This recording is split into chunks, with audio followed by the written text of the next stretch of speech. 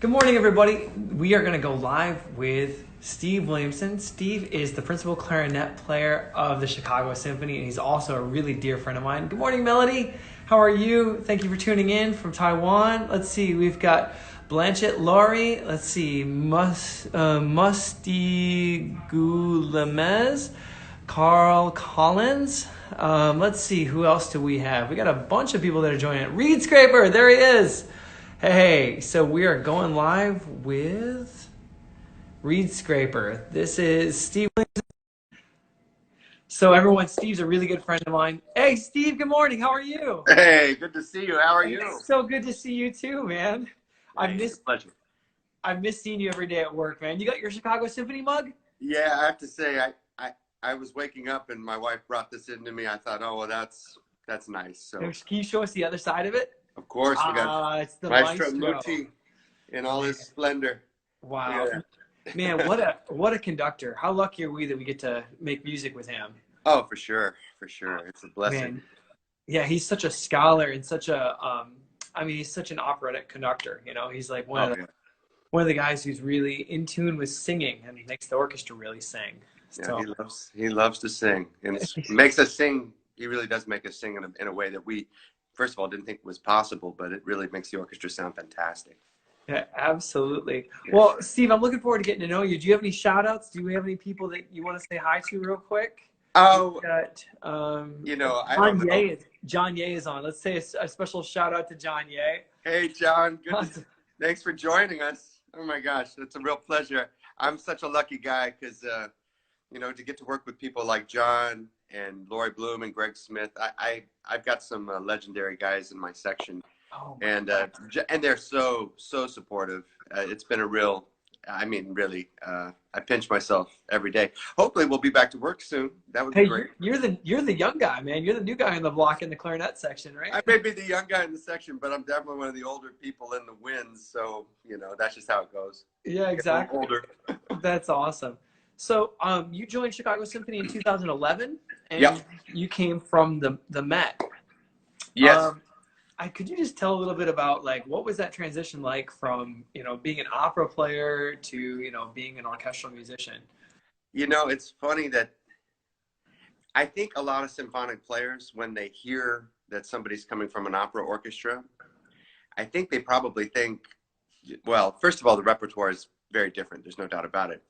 It's a completely different scenario. But the weird thing is, great playing is great playing. It doesn't matter. Yes, a lot of the time, at least in opera, a lot of the time you are always aware of the singers because it should be about what's happening on stage all the time.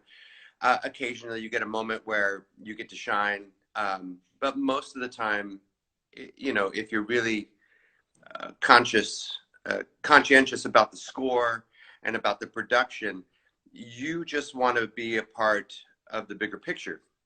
And I also know that, making that transition from the opera pit to the stage for a symphonic orchestra is very different because you become, obviously, you're a lot more visible.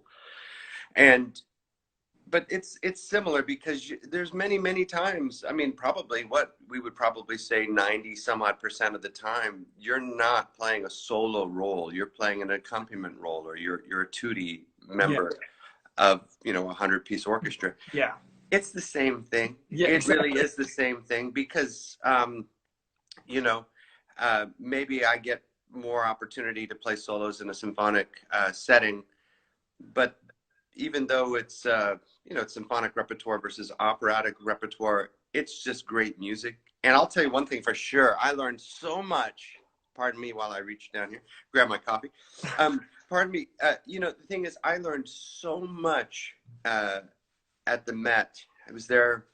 I was in the principal chair for almost 9 years, maybe a little over 8, and every day I was completely blown away, not just by my colleagues in the orchestra, but by the incredible singing.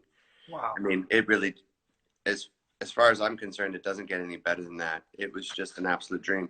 Yeah. You know, I have to say something really quick because, and I don't mean to be Debbie Downer, but it would be remiss of me not to mention that we lost a very dear colleague in the musical world. He, Rudy, right? Vinny Leonti. That's okay. He was a member of the Met viola section. Yeah. He's been a member of the Met Orchestra for over 33 years. Wow. I had the privilege to get to know him and to work with him on a daily basis. And I think it's obvious that, you know, that orchestra is very much a family. Yeah. And when you lose a member, you're deeply, deeply disturbed and distraught. And I want to just send my condolences to his family and friends, and to all of the members of the orchestra at the Met who are very sad right now. Because he was a fantastic person. You know, you meet musicians every once in a while who are not only great musicians, but are great people. His character, he came to work every day with a smile on his face. I mean, I don't think I ever saw him frown. So he was an inspiration as a human being. He's obviously a great musician, a great father, a great husband. He was the conductor of the Westchester Youth Symphony for many years, as was his father. Hugo Horn says he was the kindest soul. Hugo is oh, I know Hugo. Yeah. Yes, he's absolutely right. He's going to be very, you know, that's a part of a family that's going to be very missed for a very, very, very long time. I don't think anybody will ever forget him. So anyway, I just wanted to mention that. He was young. He was young. He was like 59, and he maybe passed even away 60 from coronavirus. I mean, it's a real thing. You know, it's like when it affects our lives and the people we know, it's really it hits close to home. It does. He's the first person that I personally know as a musician that I worked with that has passed away from this horrible virus. So, you know, we are all doing what we can. We're just, you know, isolating ourselves. I'm lucky because I'm not alone. I have my family, and I'm grateful for them. But, I know. I mean, sorry to change the topic, but I mean, like, how cool was it to see you do the Rhapsody in Blue with your family and the quintet? You know, I gotta say, it was. We didn't, you know, oddly, I think we did maybe 2 or 3 takes of that. And real quick, I'm sorry to interrupt. Ricky Morales is on. Hey, Ricardo. Ricky. Hi, buddy. I love Ricky. Oh, it's so sweet. Yeah, me too. Oh, huge fan. Love him so much. Always a smile. Talk about that guy always having a smile. Yeah, and let me tell you, talk about inspiration. I mean, I started off subbing at the Met, and thanks to him, he let me have the privilege of just sitting and playing second to that guy. You know, like I say, I pinch myself every day for the opportunities I've had and for the people who have helped me. And I mean, I couldn't do the things that I do. I even try to do the things that he's always doing. I can't even come close. But the thing is, he's always been an inspiration for me. So yeah, he called you Big Steve, right? And then Steve Ahern was Little Steve, right? Yeah, that's right. Big Steve. Oh my God, yeah. Oh my God, there's so many people. And, you know, it's such a small world. We all know it's not even 2 degrees of separation. Everybody knows somebody on a very, very deep mutual level. So it's a very small. And we're grateful because we need each other right now. Yeah, exactly. So, I'm sorry to interrupt. Would you mind going back to the Gershman Rhapsody in Blue? Oh, you had 2 French horns. You had a trumpet. You had a clarinet. Tuba. Tuba too. I know, and everybody jokes because they're like, "Well, I mean, dude, you're like the only woodwind player," and I'm like, you know what? I really, as much as I, you know, play a woodwind, I wish it were a brass instrument. That's the truth. I mean, I've always wanted to be a brass player. But that's okay. You know, this is my calling. I found my voice, but the truth is I love the fact that they play brass instruments and they play them so well. We did maybe 2 or 3 takes, and there was a funny moment because the one take right before the one that we ended up submitting, was probably our best take, but my cat, came through the room while we were playing. I thought it was great, but, you know, in the moment we finish it, and one of my sons, my youngest son Matthew on the tuba said, "Hey, did you see Ruby just go through the room?" And then everybody like said, no, we're taping. And he's like, oh man. So we couldn't submit it, but it was you funny. should have left it, man. I thought so. I thought it was cool because it's like a real natural thing that happens. You know, you're in a family. You can't control it. You can't control everything, and you certainly wouldn't want to. But oh man, cats anyway, are always the star of the show. It was great to do it with them because we ended up, you know, I think it was a brass quintet version. That's what it was. I was playing second trumpet, so it starts with the solo in the second trumpet part, oddly enough, and then it's so cool because to see your kids, you know, they were pushing the envelope. I mean, they're like, Dad, you know, what's with your glitch? You can do better than that. And I'm like, okay, I guess I better practice. So, you know, we had a good time. And, you know, more than anything, it's important to know that we're lucky that we can share music with each other in under the circumstances. And we just thought it'd be kind of fun to put that out there and let people know that we're all in this together. Let's make the most of it. Let's try to find a silver lining, and let's stay together. I mean, you did you do the arrangement for it, or did you have someone else arrange it? No, it was an arrangement that we found online, and the crazy thing was, I don't even know who the person is. The name of the arrangers was Coleslaw. I have no idea. So whoever Mr. Coleslaw is out there, we're very grateful for that arrangement. We weren't sure if that was a legitimate name, so we didn't put it down. But it was cool. We did some tweaking. Obviously, we changed a little bit of it that would, you know, make the clarinet not sound so much like a clarinet, but, you know, make it sound more like a brass quintet. But it was fun. We had a good time. Herr Coleslaw, he's like, "Nein, das ist mein Name." He's like, "Oh no, I'm probably getting a lawsuit as I speak." I swear, I didn't know what to do. And actually, we were really surprised. We didn't think. It's got over like 1.2 million views. We had no idea. I mean, that's just on Facebook. We had no idea it was going to be what it was. And but I'm glad that people like it. It makes us feel, I don't know, makes us feel like we're connecting. Well, Steve, you went viral. Yeah, it went viral. During a virus epidemic, it went viral. Well, it's fine. You know, we'll take it. That's the best kind. So, Steve, you grew up in Austin, Texas, but you were born in Montana, I believe, right? No, I was born in Denver, Colorado. Denver, okay. But it's fine. I did live up so I was born in Denver, and I think I was there less than a year. That's where my mom's family's from. And we moved we went back and forth. So we moved to, I was either in the state of Wyoming or in Texas. So my dad was a band director, so he was moving from job to job. We lived in Wyoming for maybe 5 years tops.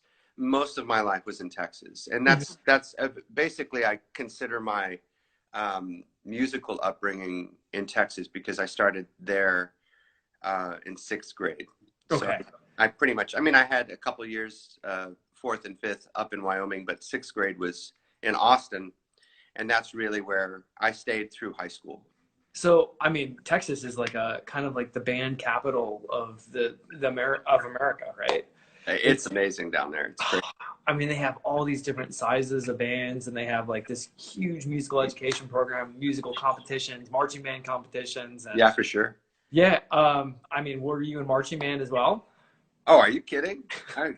My dad's a band director. I'm definitely in marching band. I loved it. I was totally into it. I was so into DCI. I even thought, really? Oh yeah, my dad used to do, he worked with the Casper Troopers when he was younger, and also with the Madison Scouts, I believe. Okay. So yeah, so the cool thing was he was a trombone player, but he worked the brass for both of those groups and wrote drill design.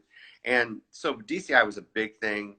And in my own family of 4 boys, I was the only woodwind player. So I kept asking. I mean, forgive me if it's a repeat story that people have heard before, but we're all about 1.5 years apart from each other, all my brothers. And I'm the second oldest. My oldest brother is a trumpet player. So he picked the trumpet. And when my dad came around and said, what instrument do you want to play? I said, I want to play the trumpet. And he looked at me and said, really don't want you competing with your brother, who, you know, is just going to be a grade older than you. And I'm like, oh, I was so upset. And I'm like, well, I want to play jazz, so I'm gonna play saxophone. And I think my dad's eyes started twitching. And he's, you know, he's a band director and he's the saxophone. It's like, oh my god, okay. No offense to saxophone, you know, I love it. Nothing's And I really wrong wanted, with that. I really wanted to play. Yeah, I wanted to play it, and so I did. I played for about 2 weeks. I learned how to play Happy Birthday to my uncle, and it was his birthday, and I played it for him. And I'm packing up the suitcase, I mean the instrument case, and my dad walks up behind me and he pats me on the back. He said, "Oh, that was really good, son. You sounded really, really great." You know,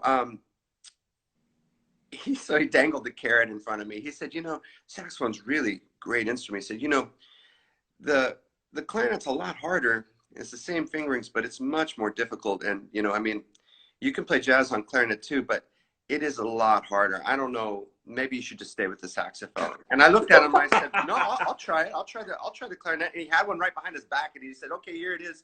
And he handed me the Rubank method. He pulled it out of his pocket. He's like, "Oh, by the way, ta-da, here you go." And so I went to my room and started practicing the clarinet. So, and I guess that's it. That's the story. But I definitely, he got me. I actually, you know, of course I love to play the clarinet, but when I think about it, my older brother plays trumpet. I play the clarinet. Then my next brother plays the trombone, and then French horn for my youngest brother. And we could have had, you know, get tuba in there. We could have had a brass quintet. Yeah, I mean, it would have been insane. But whatever. That's just how it goes. And it's kind of funny because, like, at least I get an opportunity to be a brass quintet member with my family. So oh, that's so cool. Fun. So full circle, right? Yeah, totally. So how did you decide to pursue classical music as a career? I mean, did you know, I mean, from the beginning that you were going to go into it, or did you kind of say, I want this to be a hobby and I want to do something else? You were big in sports when you were growing up too? When I mean, the thing is, no, I was just tiny kid. I mean, I barely, I think by the time I was a freshman at Eastman, I still weighed 136 pounds. I mean, I was nothing. Tiny. But that's when I started. I met a good friend of mine. We're still best friends, pianist named Craig Ketter. Shout out to him if he's listening. He and I loved bodybuilding. So we started really getting into bodybuilding, and that stuck with me ever since. So I love powerlifting. I joined a few powerlifting teams when I was, you know, overseas in Germany. But the thing is, I also just loved seeing the improvement. I could see myself, you could actually see it happening right before your eyes. Oh my God, like, look at that. I mean, or, you know, you get stronger. I think it's awesome. Yeah. But, you know, maintenance is a big thing. And I can't do it as much as I like. I wish I could do it more. And you know, I'm injury prone right now, so I have to be careful. I've got a few problems with my shoulder that I'm trying to work out. So, but I love lifting. You got to have an outlet. You know, you can't just be. Exactly. I mean, it could be, but I don't think it's healthy to just do one thing so dedicated and obsessive. Wait, I think most musicians, I don't know. I mean, I don't want to put a blanket statement out there, but at least most classical musicians I know are obsessive compulsive. I mean, who's going to sit in a room for hours and hours and hours and practice the same stuff over and over and over? I mean, it got that way. And I think for me, when I realized how to practice more efficiently, and, you know, the more that you mature as a musician, the more you learn on how to approach things in a productive way rather than counterproductive. Would you talk about that just a little bit, like about being you know, like your practical approach to practicing? Yeah, you know, I've always felt weird about this because, I mean, I love my students. I'm very proud of all my students, and anybody I've had a chance to, if somebody feels like I help them improve, I feel grateful that I could share some knowledge. But to be perfectly honest, when people say, well, what's your warm-up? I am embarrassed. I don't have a warm-up. I've never had a warm-up. And I hope it doesn't bite me in the you-know-what. But I do believe that one thing that is probably different than a lot of other clarinet players out there, at least as a reed, as a single reed player. I cannot play on a bad reed. I can't practice on a substandard reed. So what I had to learn is how to make great reeds. And I'm very proud of that. I had a wonderful teacher who's at Rice University, and his name is Michael Webster. He was he's a fantastic person and a great teacher. But for me, the thing that I learned, the greatest gift he gave me was his ability to make reeds, and we learned how to make them from scratch. So, you know, splitting the cane, and then first doing it by hand with a reed knife. It's a tedious process. My heart goes out to all the oboists and bassoonists out there who deal with this on a daily basis. But what ended up happening was I learned how to make really great reeds, and I learned how to adjust reeds and all of that business from the beginning of my freshman year at Eastman. I had 2 years with Mr. Webster, my freshman and sophomore year, and it was indelible in the way that I practice, because people think, well, practicing, of course, it can just be the physical, repetition of actually playing the instrument. But there's so much more to practicing. We all know that. Practicing might not have to do with the instrument in your hand at all. I mean, there's a lot of score study. There's a lot of absolutely, mental practice. Yeah, and singing, and memorizing and listening. My God, the most important thing that we're always still training ourselves is to be great listeners. And I think, that's the beauty, I think, honestly, of being a musician, is that over the years, how many times are we going to play Beethoven's Fifth Symphony? Yeah.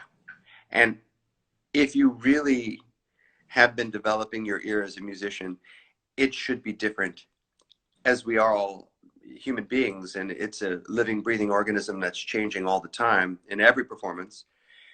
But we are also hearing things in a different way. I hear my playing in a different way, to the extent that when I listen to something that I did the day before, most likely I'm not very happy with it. I'm always judging myself. I think that's also part of the OCD, way of thinking that most musicians have, is that, we can strive for perfection. We're never going to get it. Yeah. We have to teach ourselves to be in the moment and be grateful that we're in the moment. Yes. And I mean, right now is a perfect example of what we're dealing with, not having the ability to connect in the same room with an audience and share that gift with, the same acoustic, and listening to each other and supporting each other while we play in that moment is, that's what we're longing for right now, I think, and being able to give back. But I'm grateful that we have technology, because thank God we have an opportunity to, it's still a very prominent form of connection, and I'm glad that we have it.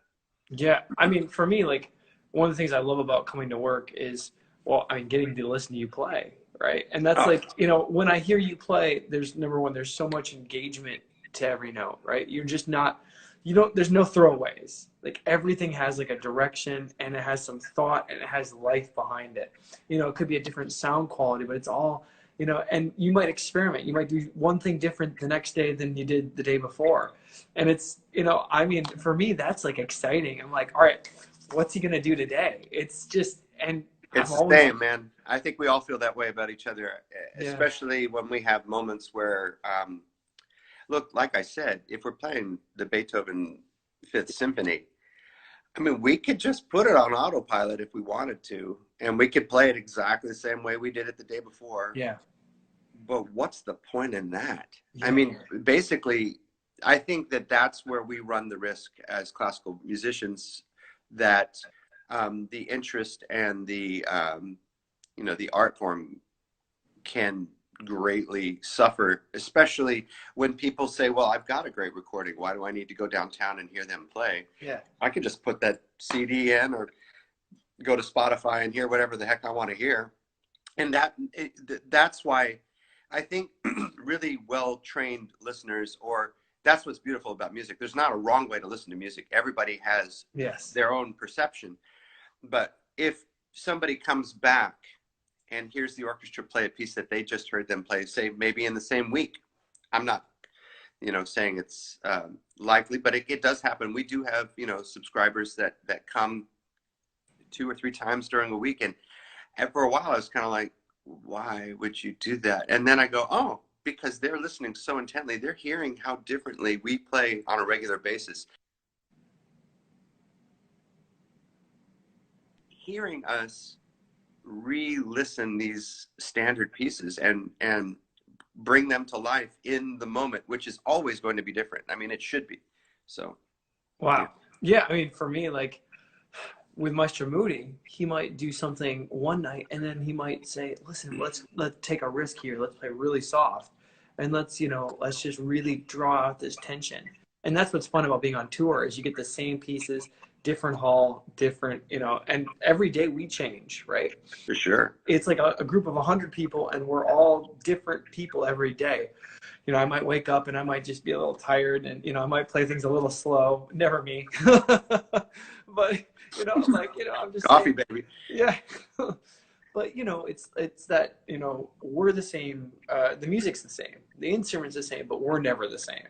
And that's what's so great. And it's all these moving parts and it can never be the same performance, like the same way twice, even the same. It shouldn't be. Yeah. And I know in really, in all honesty, I don't think it ever is. And I think if I was, so I know I ramble and I apologize, but I know you were asking me about practicing and what I do for that. But I know one thing is very important to remember. The thing that I find that is lacking or that I don't think enough people are doing when they practice is singing, truly singing, and getting away from what's on the page. Meaning, I'm not saying don't play what's on the page. Certainly, once you know what we have a blueprint.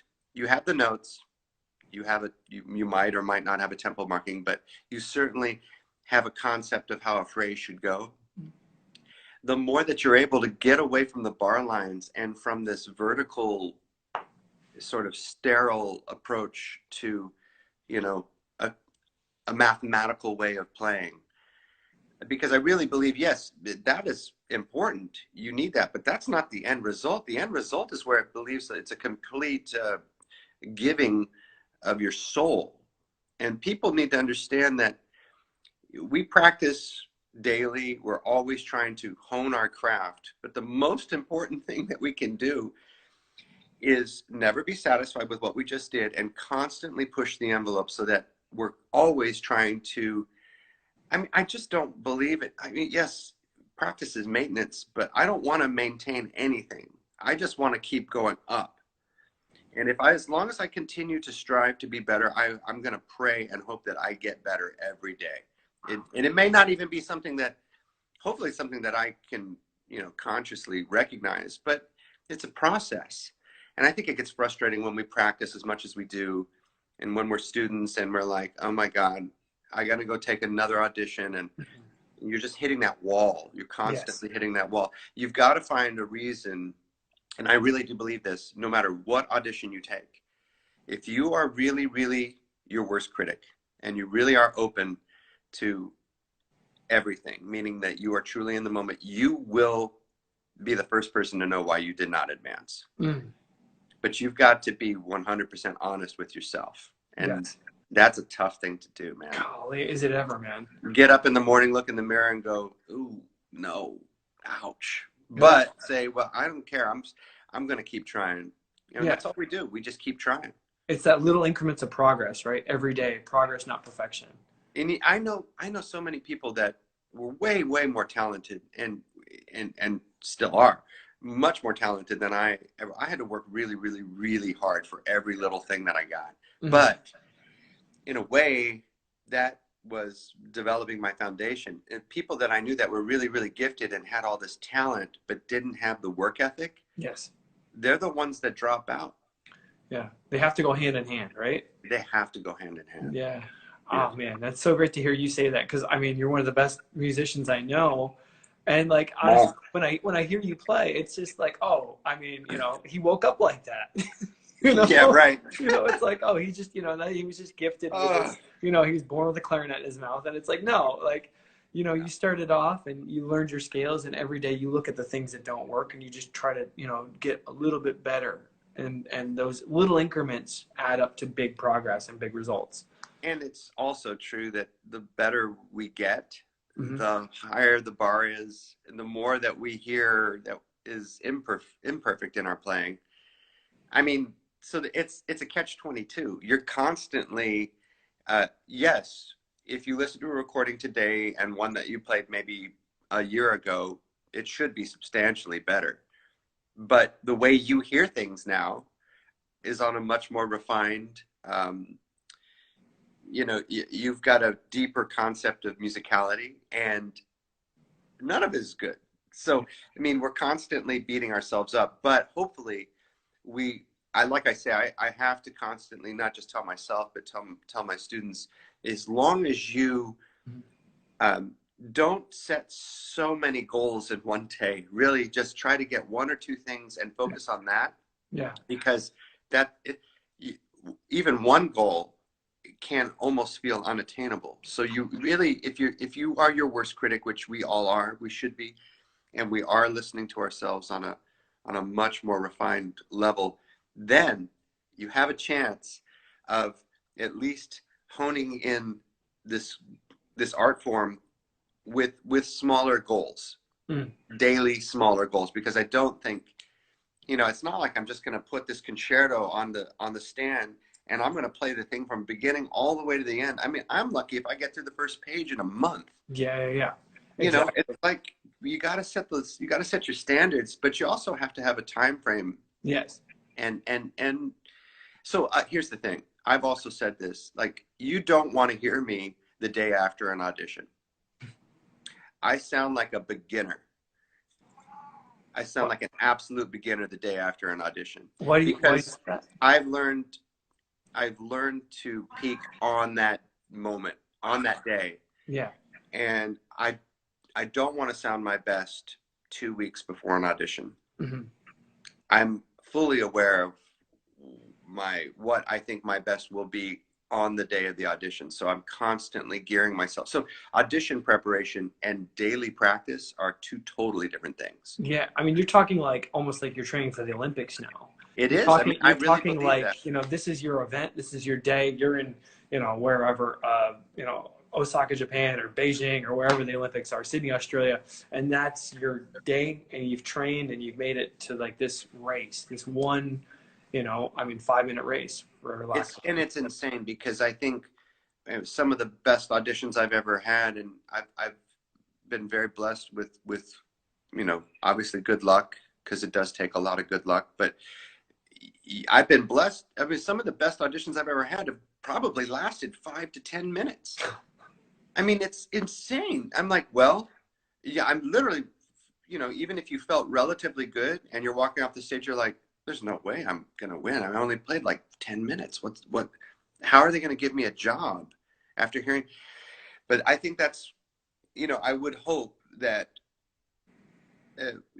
if things go your way, that's what the tenure process is all about. Mm-hmm. That gives you an opportunity to experiment, adjust, learn how it is to play with different colleagues, and then, because I don't believe that, everything is solved in a day. I don't think, oh, we found the guy, this is it, he's our person. It's a trial, and I think. And if you really look at it from a philosophical perspective, every day, I've always said this, I think every day is an audition. I mean, you're just trying to do your best that day. Yeah. But, in all honesty, when it comes to a big audition, or preparing for a big time audition, yes, I don't really care how I sounded the day before or the day after. I just care about that one day. And that's all I strive for. Wow. So you have kind of like a week by week kind of plan. Okay, by this week I should be here. By this week I should be here. And then ultimately your goal is to peak on the day of the audition. Yeah, and I do know that, I would hope that more orchestras would lay out exactly what they'd like to hear from the musicians, but sometimes they don't. And most of the time in the big five, they just say complete works, and sight reading is also available. And, you know, sometimes they need that extra leverage to figure out who they want to pick for the job. And it is a weeding out process, and it is stressful. But I believe if you, I believe if you're wise enough and you're smart enough to know that, okay, I am going to obviously pick out the most important parts of these orchestral pieces and work on those first. Yes. And then find the 2D sections that they could ask that are difficult and work on those next. You're not going to play the first piece of a symphony all the way to the end. You're never going to have enough time. So you've got to manage your time extremely well. Yeah, it's like prioritizing and then deciding like what's my first priority and what's my second priority. Right. And I think the more mature, wiser, experienced musicians know this. And I think that, you know, there's so much talent out there. The younger generation has so much skill and technical ability. The only thing that sometimes they may lack is a little bit of that wisdom and know-how, so that they don't just go crazy and try to prepare every possible note that's on the page, because you actually end up being counterproductive with your time. Yeah, I mean, I'll just, you know, from my own experience, the Chicago Symphony list was 28 full pieces, right? And so and like 2 concertos and then sight reading, I was like, you know, one year I gave like 9 months of my life to like do like a, you know, 10-minute audition, and then it was over. I was like, oh man. Think about the Olympians. This is what they do. It's insane. Talk a little bit about resiliency, because I think that's a big skill that we have to have, right? As like, you know, someone that's like done over 40 auditions, like, and I'm sure you've done your share. How do you like bounce back, like mentally? How do you say, I'm going to keep doing this? Like, I mean, obviously you love it and you're enthusiastic about it. Well, the truth is, you know, I don't think anybody truly loves an audition. I don't think they love being put under a microscope and dissected in front of everybody. But I do believe this. I do believe that if you are able to monitor an improvement in your playing, now that could be battling nerves. That could be, wow, I finally played every excerpt at the tempo that best suited me. Oh, I had my sound. I found my voice. I mean, all of these things are the culmination of what usually is the person who wins the job. I don't believe that a lot of orchestras, I would hope, are not looking for a carbon copy of a predecessor, because I just don't believe that that's wise. I don't think that that's necessarily, yes, you want to respect the past, and you want to take all the best qualities from what, you know, there's so many great clarinetists, so many great musicians that I respect and admire, and I learn from all of their stuff. I mean, I want to embody a little bit of this, a little bit of that, but in the end, you still have to say, is it you that's actually speaking and singing? Because if you're not the one saying it, you're not convincing yourself. You're sure not going to be convincing anybody else. Wow. So I think when you talk about resiliency, look, like I say, if you look at every day as an audition, yes, you're pretty much going to be beating yourself up almost every day. But if that becomes your new normal, meaning, okay, I'm not just going to be flogging myself every day, but I am always going to hold myself to a higher standard the next day. Yes, you're going to fall, you're going to stumble. And hopefully, as long as you know that it's a process and that you will get better, as long as you don't give up.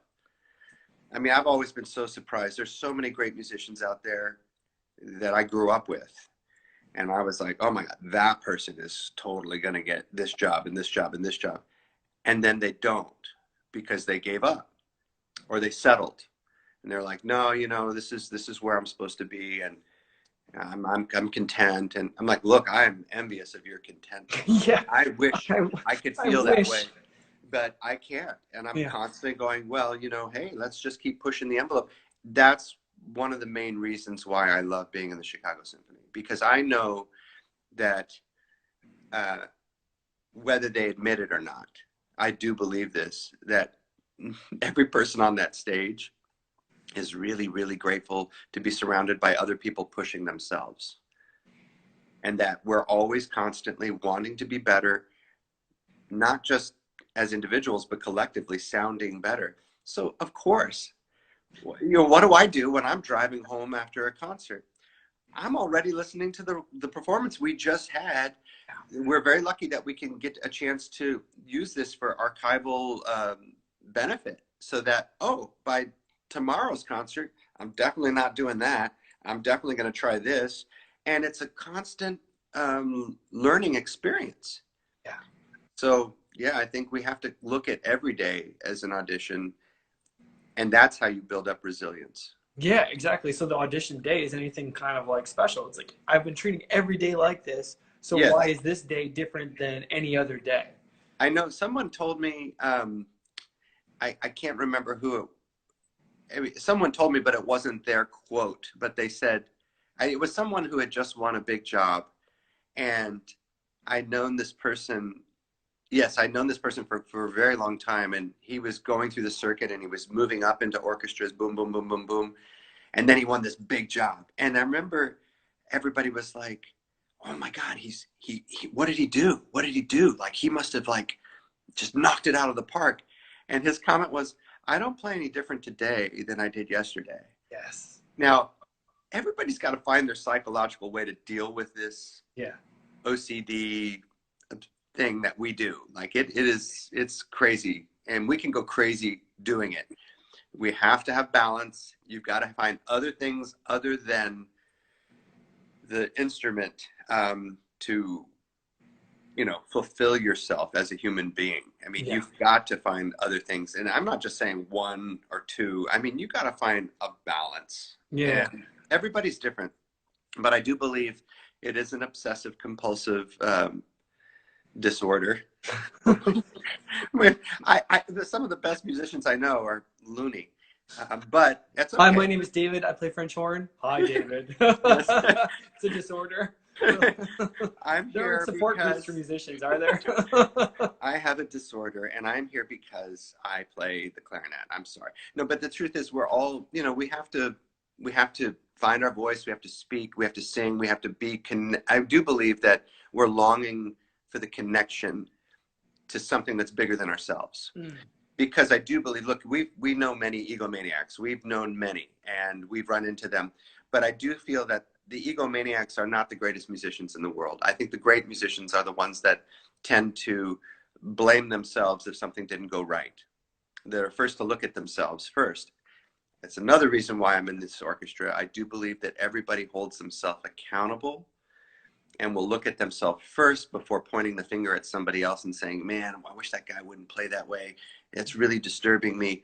Instead, you find colleagues that go, oh, is there something that I'm doing that is maybe distracting? Could I help with this? Is there a way that we can find a solution to making this unified and sounding better? Because I think that that's really the sign of great colleagues and musicians that have a common goal.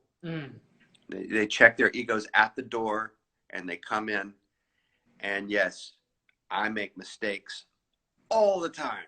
All the time. I try. No, well, I do, and I do it especially in rehearsal.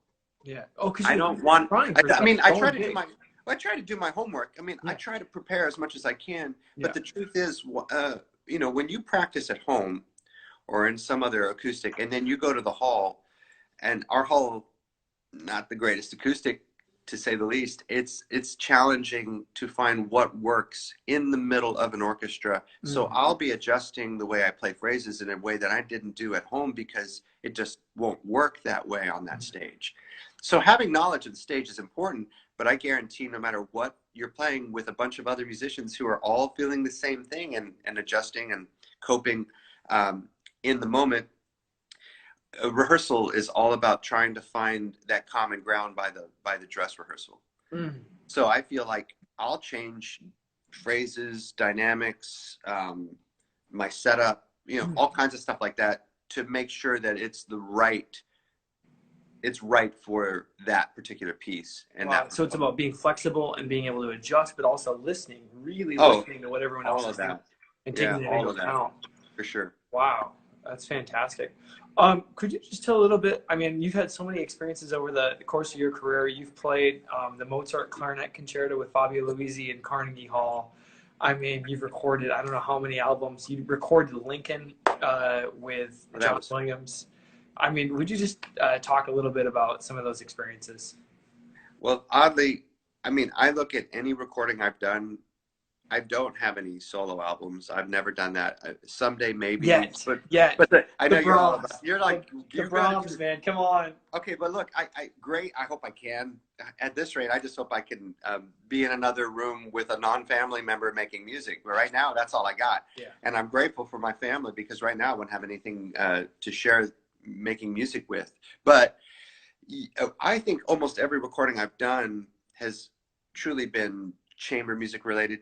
I mean, I look at concerti as chamber music anyway. I mean, yes, I have a moment where I might be doing something by myself, but honestly, it's the complete process from beginning to end. We're all a part of it, and I do believe that I've been really, really, really lucky.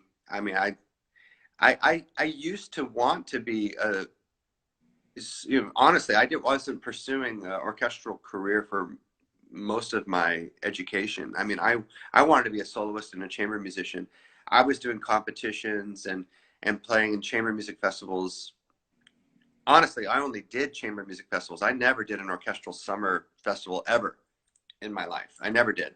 Because honestly, the funny thing is, I thought I don't have what it takes to be an orchestral player. I don't have that accuracy. I don't have that ability to play something over and over and over again. But that's because I didn't really understand. I think people think that's what we do, is that we are able to, and there are players that do that. And I have immense respect for the players that can just like lay it down. It sounds amazing. You hand them a different clarinet, a different reed, a different mouthpiece, they lay it down, they sound amazing. It's not me. I've never been that way. I'll tell you one thing, I don't think I ever play anything the same way twice. I'm engaged and I'm just trying to. I think of Ricardo Morales, he's always talking about boxing. He's a big boxing fan, so the bobbing and the weaving. I was like, I'm constantly bobbing and weaving, not so that I don't knock myself out. I'm like, I'm just trying to stay alive out there. And the thing is, in a way, that's conditioning. Yeah. But I do believe I've been very, very lucky to have incredible moments, either in front of an orchestra or with, especially chamber music moments. I mean, to have an intimate musical experience with a handful of players is, I don't know, it's just incredible. And so I think especially when everyone's on too, like when everyone's just fire. I mean, there's no greater feeling than being part of an orchestra where everyone has this, like, they're in the zone and they have an amazing concert like that. I mean, you just like it, you feel like you're on this train going like a million miles an hour down the track, and like everyone's hanging on for dear life as they go around that curve, but we all make that curve. And then all of a sudden it's like, greater than the sum of the parts are greater, like, as the whole than they are, individually. Yep. I wanted to mention something because here we're talking about these developmental moments in our life that I've been so lucky to have. I mean, I honestly, I forgot I was going to mention this, but, from my freshman year at Eastman, I formed a woodwind quintet with some of my friends. One of them, of course, is my wife on horn. I mean, it was also an opportunity for me to date her, so that worked out. That worked out really, really well. But so the other members of the woodwind quintet were all really, really close friends, and you found a chemistry that was really extraordinary. So I didn't do orchestral summer festivals because our quintet that's what we did. Our quintet was all that we did. And the great thing about that group, we won many, many really great competitions. One of them was Concert Artists Guild. And we got management and we started performing everywhere. We were going on tours. We were going all over the world. And the cool thing, and I really am so grateful for those musicians, because what ended up happening was not only did I learn how to listen, how to blend, how to play in tune, I knew all the tendencies of their playing, their instruments tendencies, as well as their own individual tendencies. When you play with great musicians, very rarely is there an opportunity to talk, because you don't need to. If everybody's doing it and there's a common ground, great musicians just go with the flow and they turn it into something that's just so spectacular. I was so lucky that I had that opportunity. So I was going to encourage anything of the younger generation of players, really play as much chamber music as you can. Get together with musicians that you admire, respect. I mean, honestly, when I asked these people to play, I didn't think they were going to. I mean, I was like lowest clarinetist on the totem pole at Eastman. Nobody knew who I was. I didn't know orchestral excerpts at all. I didn't know any. I was not placing high in any of these rotations, because I mean, I was in over my head. But I wanted, I mean, not only was I obviously very interested in Jill, but I really loved, especially her playing, and her playing with the bassoonist. They were the two people I sought out first, because they have an ability. They're like Vulcan mind linked. It's ridiculous. Not only could they would finish each other's sentences, but they could just play seamless, flawless, the way they could play together. And I said, man, that's the basis for a great group. Just like when you build a great orchestra, you know, anything, I think you build it from the bottom up.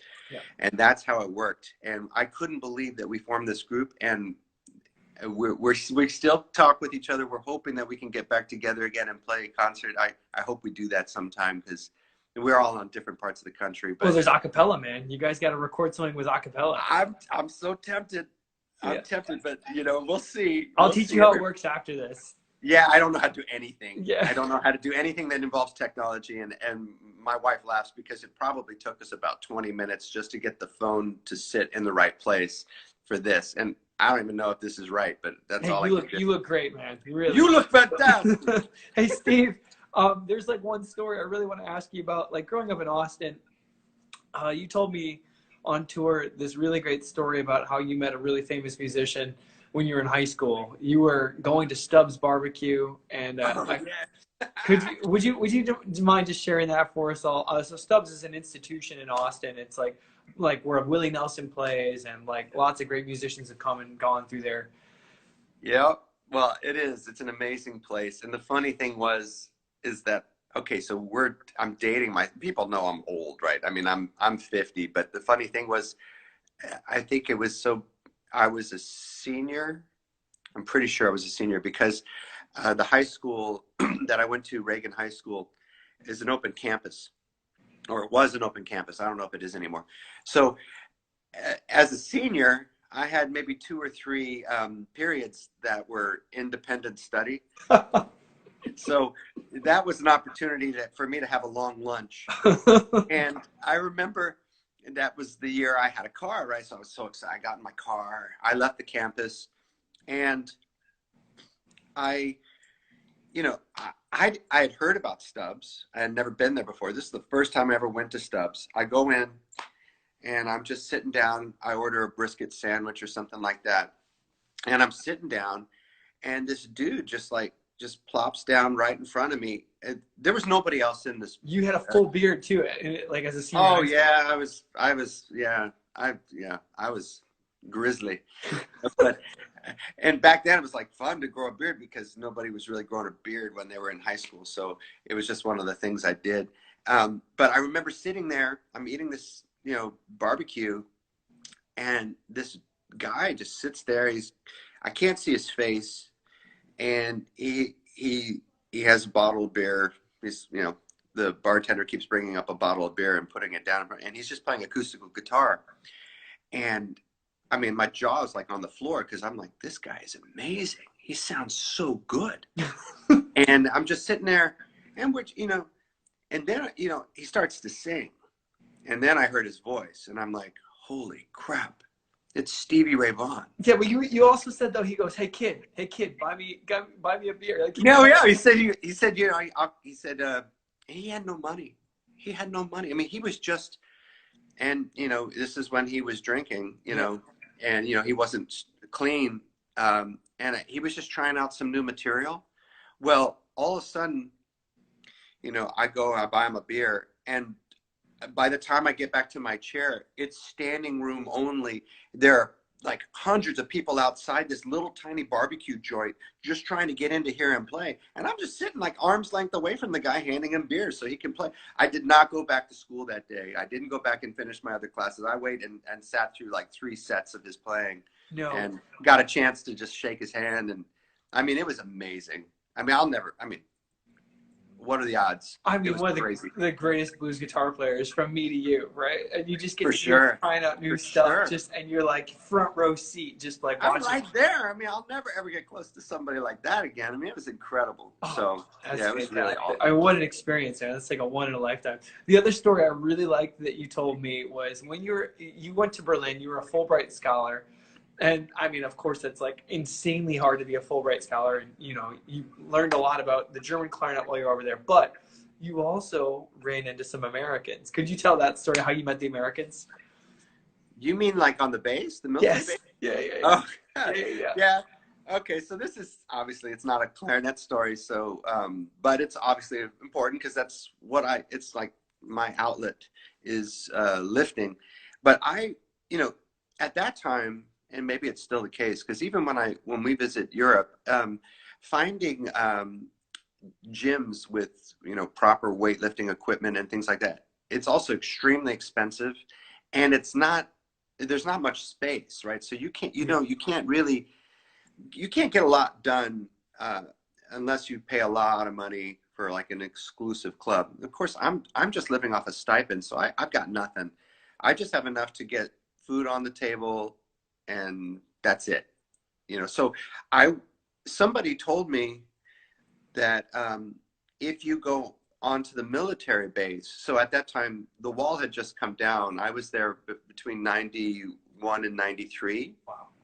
But the wall had just come down, but the U.S. military base was still up and running, and I don't know, I just had this weird feeling that I'm gonna go try. Why not? You know, at least I said I tried. I walk on the base, and I'm walking around. You have to have your passport, of course, to get onto. So I get into the base, and I'm walking around, and you know, there was like a commissary there. So I'm like gonna go get something to eat, and this dude comes up to me, a big dude, and I mean, I was no little guy then. I had really been into powerlifting and weightlifting. I don't know, I was like 200 pounds. I was big and I was solid. And this guy comes up to me and he says, "Hey, I've never seen you before. Are you in the military?" And I'm like, "No, I'm not in the military." I said, "But I'm an American." And he said, "You lift?" And I'm like, "Yeah, I lift." And he said, "How much do you weigh?" I'm like, "Why are you asking me these questions?" And this is kind of weird. I'm like, you know, feeling violated. And he says, "No, man, we need somebody on our powerlifting team. I'm lieutenant whatever, and I'm in this weight class. The guy that was in our 185 weight class, he got shipped off, and we've got meets coming up, and we're like, you know, we want to win." I'm like, "Okay, well, I can't. I'm not military personnel." He goes, "Here, Ken, you got a minute? Let's take you up to our commanding officer." I go up to this office, and he says, "Hey, yeah, how much do you weigh?" I'm like, "Well, hi, my name's Steve. Nice to meet you." And he says, "Look, we're pretty proud of our powerlifting, club, and would you like to join it?" And I said, "Yeah, I mean, are you saying that I can work out here on the base?" And he said, "Oh yeah, 24 hours, man. We'll give you unlimited access, but you have to be available for these dates to go to." And the thing is, you know, when you're a Fulbright, you basically are just, I was just there taking lessons, and I would play occasionally in the orchestra, but most of the time my time was free to just study. And the one condition is that you cannot be paid. Like you can't earn any other income while you're a Fulbright student. And so I wasn't. I got basically, and they gave me free meals, man. They were feeding me. I was eating.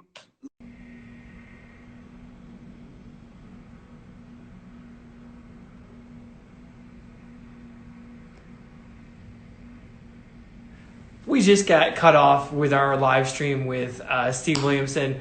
I just really want to hear the end of his story here. Let's see if we can get him to tell the rest of that story. It was such a great story about how he was powerlifting and how he was, here he is.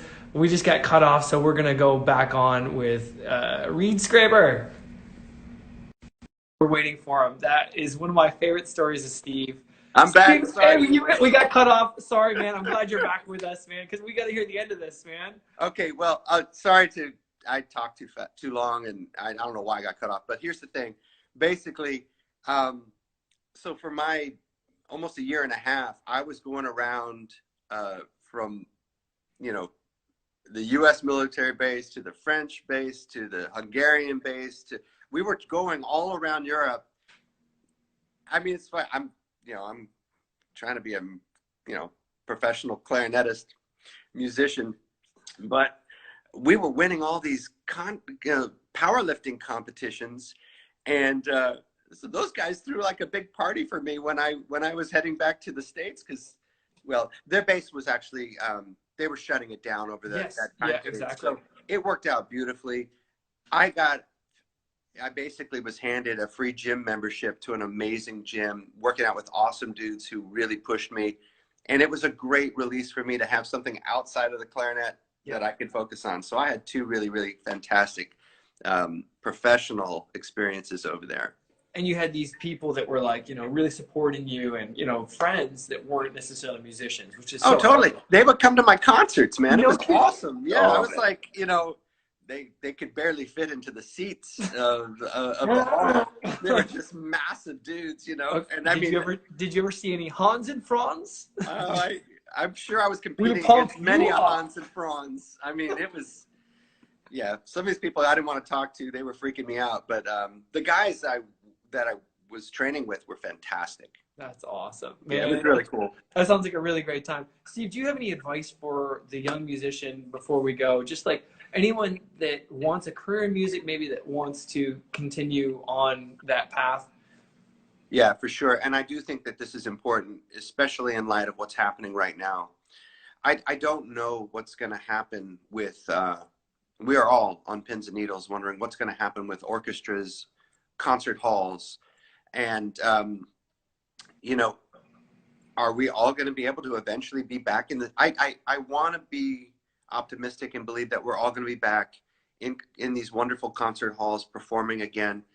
But I also want people to realize that it's super, super important for you to think outside the box. Like, yes. I know that you can't just limit yourself to saying, well, the only way that I'm going to have a career is by being one, financially stable orchestral lifestyle.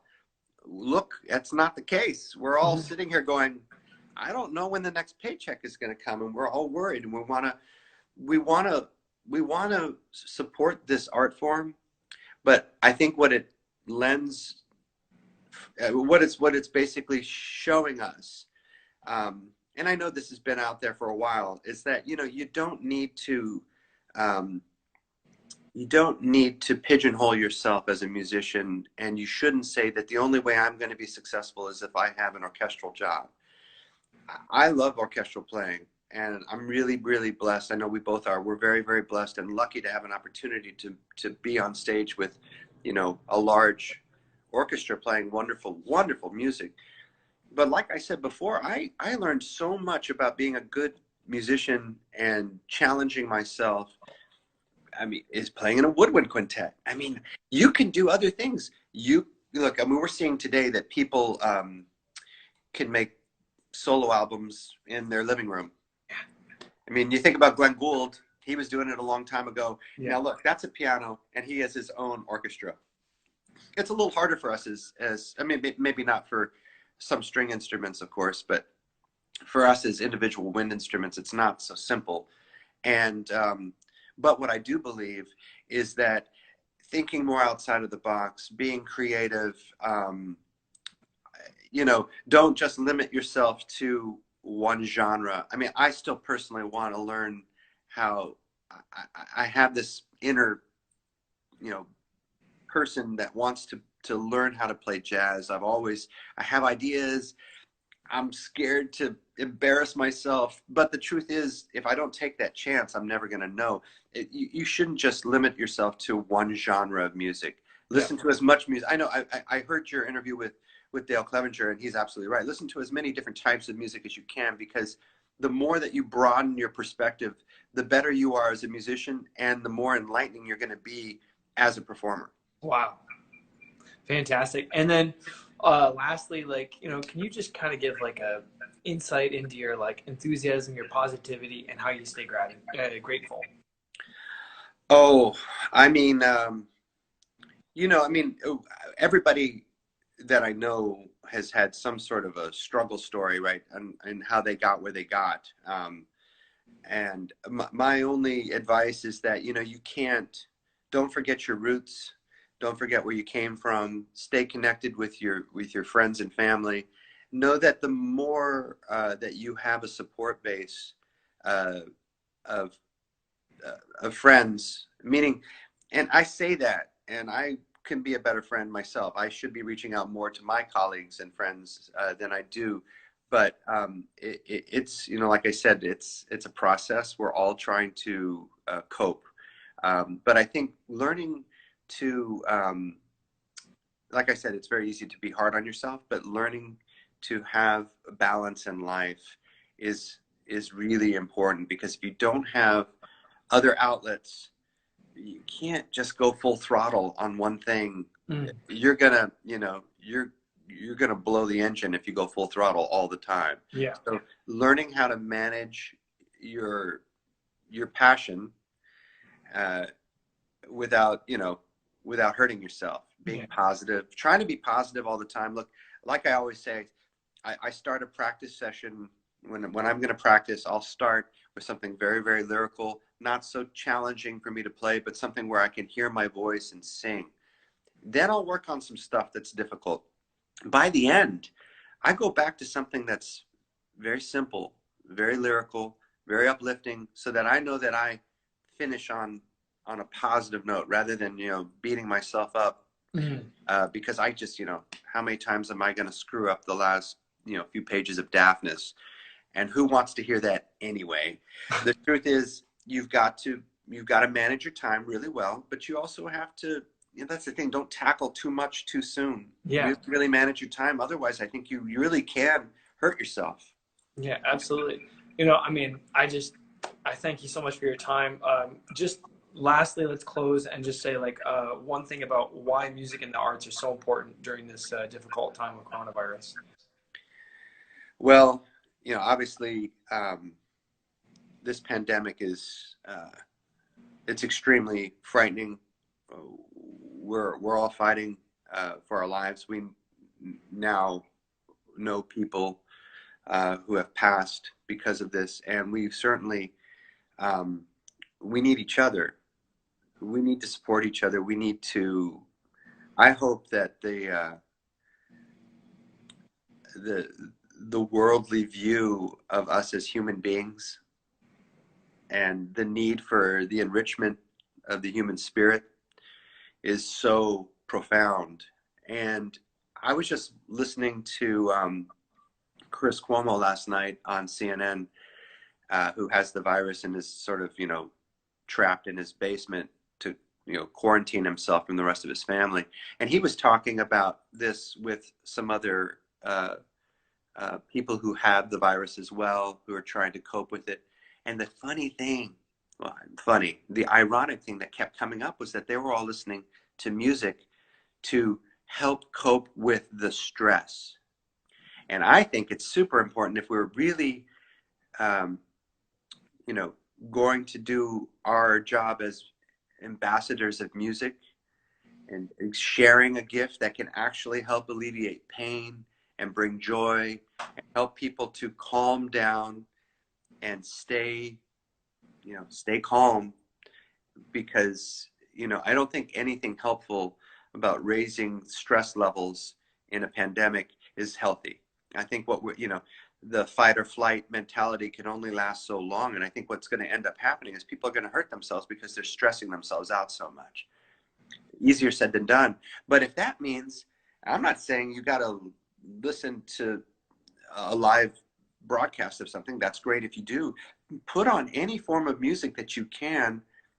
Probably not thrash metal, but I love it. I mean, you and I both are like heavy metal heads, but I'll put that on if I'm working out. But if I want to calm down, I mean, there's so much great music out there that can soothe your soul and relax you to a state where you can breathe. And we're talking about a virus that attacks your lungs. And I think it's really important that we, as human beings, we all have a common ground. We all need to breathe, but we all need to breathe peacefully and calmly. We've got to fight the virus. There's no doubt about it. But we also have to know when to be calm and when to be, What would that piece, strong. what would a couple pieces be that you'd recommend for listening to? Well, it's funny. I play the clarinet, but I'm not the biggest fan of the clarinet, so it's funny. I would much rather listen to opera. I mean, I would much rather listen to Puccini, La Boheme. Yeah. I mean, there's such great music. For me, anything that involves great singing, flat out trumps everything for me. But I do believe that,